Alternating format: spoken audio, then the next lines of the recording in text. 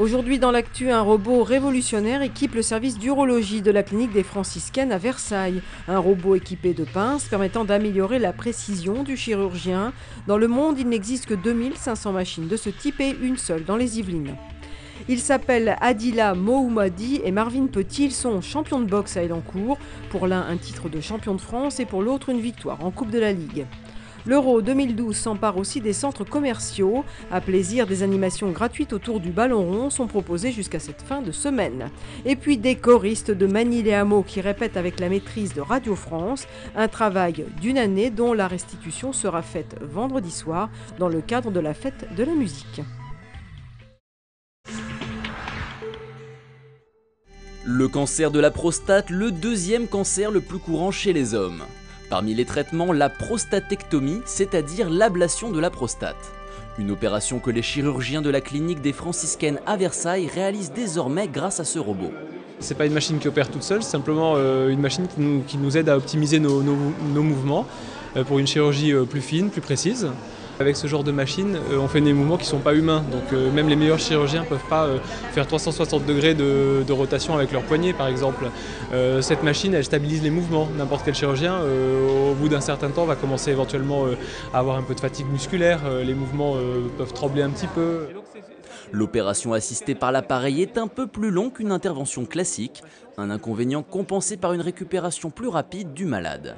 En effet, avec cette pratique, pas de grande ouverture à ciel ouvert, les instruments sont glissés à l'intérieur du patient par une série de petites incisions. Conséquence, moins de saignement, donc moins de douleur. Autre avantage, le niveau de précision atteint par le chirurgien permet de préserver les nerfs nécessaires à la continence urinaire et aux fonctions érectiles. Enfin, n'ayez crainte, un assistant veille sur les pinces dirigées par le chirurgien pendant toute la durée de l'opération et se tient prêt à intervenir en cas de problème mécanique. Pour acquérir cette machine, la clinique des franciscaines a dépensé 1,5 million d'euros. Pour le moment, elle est le seul établissement hospitalier des Yvelines à être équipé de cet appareil. À noter qu'il n'en existe que 2500 dans le monde.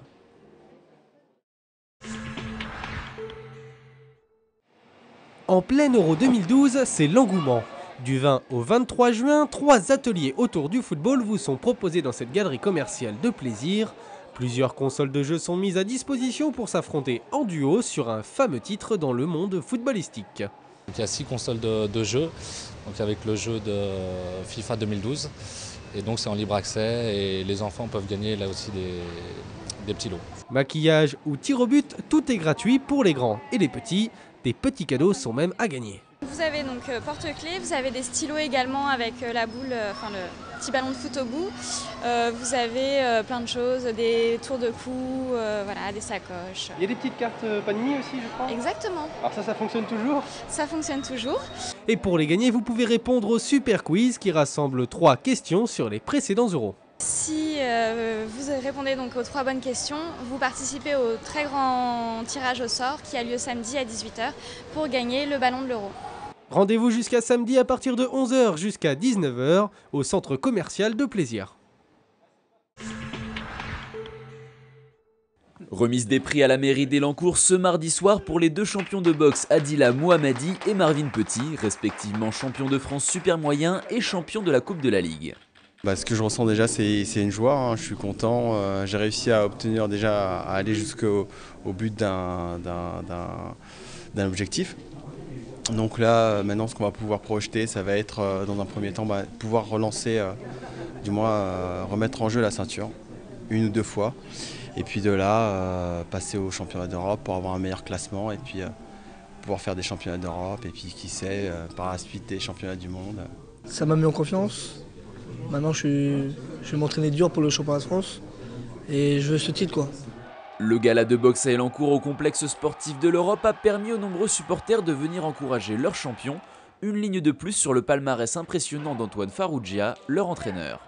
Je suis vraiment, comment dirais-je, assez ému parce que j'ai un champion de France et un vainqueur de la Coupe de la Ligue, qui devient challenger d'ailleurs du titre national, Marvin Petit. Donc c'est une belle réussite pour mes boxeurs avant tout, et puis pour moi, je rêve, quoi. Je suis sur un nuage, et c'est très bien comme ça. Dernière répétition au lycée La Fontaine de Paris pour la maîtrise de Radio France et Manie les hameaux. 40 maîtrisiens accompagnés de 172 élèves manicois réunis pour la fête de la musique. Tous donneront un concert au musée de Port-Royal vendredi 22 juin. On a chanté. Vous avez chanté quoi? Le petit René, bon appétit. Monsieur sans souci, je l'aime bien. J'aime bien les sons courts et les sons longs. Je trouve que ça fait bien. Qu'est-ce que tu ressens quand tu chantes? Je me sens bien. La maîtrise présente un programme français. Et on va entendre pas mal de pièces de Francis Poulenc. Et c'est d'ailleurs là-dessus aussi où il y a une rencontre entre Manie et la maîtrise de Radio France, puisqu'ils chantent 2 chansons de Poulenc ensemble.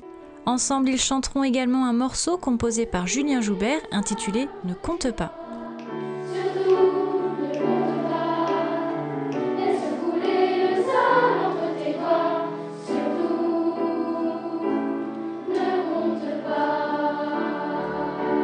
L'effectif de la maîtrise de Radio France s'élève à 160 enfants sur 2 sites, l'un à Paris, l'autre à Bondy en Seine-Saint-Denis. Chaque année, les auditions sont ouvertes à tous dès la primaire.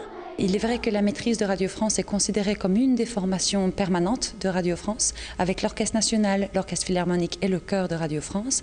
Donc c'est vrai que notre chœur existe pour avoir une présence de chœur d'enfants à l'antenne, à côté des orchestres, dans une saison propre à nous, et en même temps être un centre de formation à haut niveau.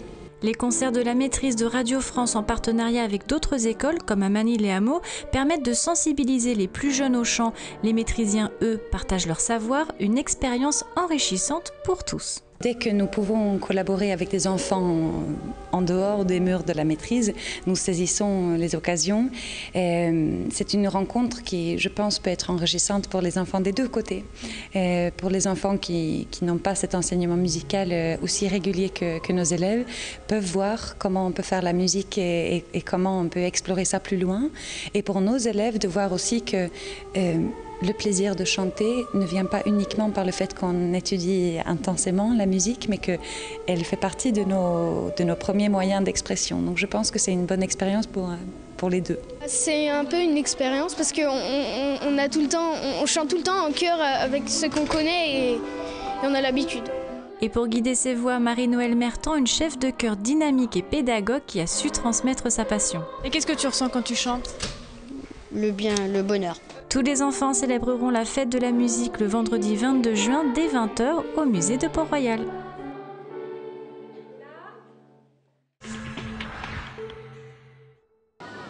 Le mois de juin, mois traditionnel des fêtes de la ville. Le week-end prochain, cela se passera à Montigny et le week-end dernier, c'était à La Verrière. Des stands pour que les associations présentent leurs activités et des scènes pour les chanteurs et les danseurs. Du coup, une bonne ambiance et surtout un moment idéal pour tisser des liens sociaux, comme ce retraité qui vit en Eure-et-Loire mais n'hésite pas à revenir à La Verrière où il a travaillé pendant 28 ans. De se retrouver ensemble, de discuter, de parler d'une chose et l'autre. Vraiment, c'est plaisant. On fait partie du groupe de La Verrière. Donc voilà, on a un stand portugais et on vend des choses et puis on fait une petite représentation de ce qu'on fait dans notre groupe. C'est génial. C'est génial, ça rassemble tout le monde, c'est sympa.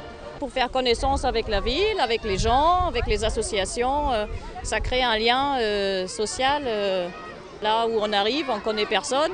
Opération réussie, la soirée s'est terminée par un concert d'Yvan Le Bolloc, invité phare de la fête.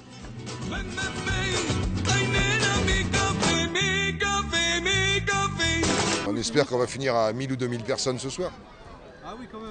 Ah, sur Ben Oncle Soul, il y a 2 ans, on était pas loin de 2000. C'était aussi une fête pour clôturer de manière conviviale la saison du Scarabée qui se terminera samedi prochain par un gala de danse.